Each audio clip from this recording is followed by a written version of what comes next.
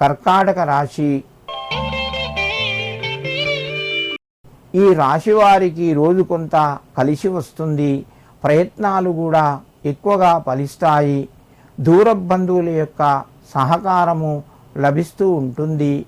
ఇంటి లోపల శుభ కార్యక్రమాలకు సంబంధించిన పనులు కొంత ముందుకు వెళ్తాయి.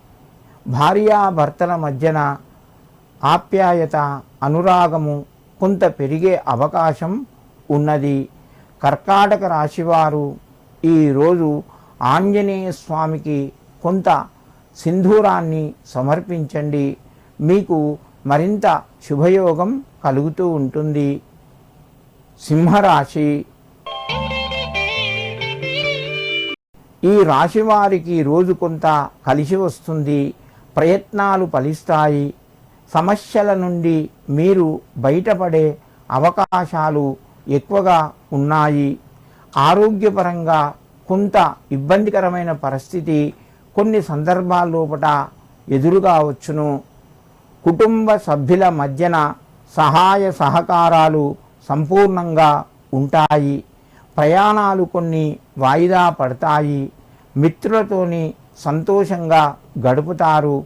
సింహరాశి వారు ఈరోజు శని యొక్క కవచాన్ని చదువుకొని తైలాన్ని శనీశ్వరునికి సమర్పించండి. అదేవిధంగా ఆంజనేయ స్వామికి తమలపాకుల మాల 21తోని సమర్పించండి.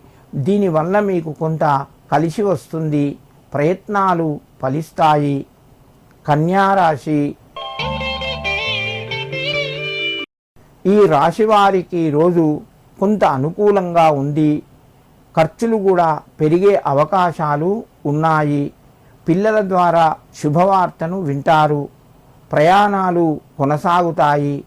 మిత్రుల ద్వారా మీకు కొంత సహాయం అందుతూ ఉంటుంది. కుటుంబ సభ్యుల మధ్యన సంతోషంగా గడుపుతారు. శుభ కార్యక్రమాలకు సంబంధించిన పనులు మీకు కొంత ఆనందాన్ని కలగజేస్తాయి.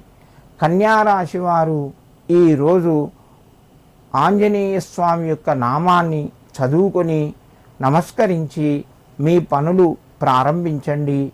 మీకు మరింత శుభయోగం కలుగుతూ ఉంటుంది.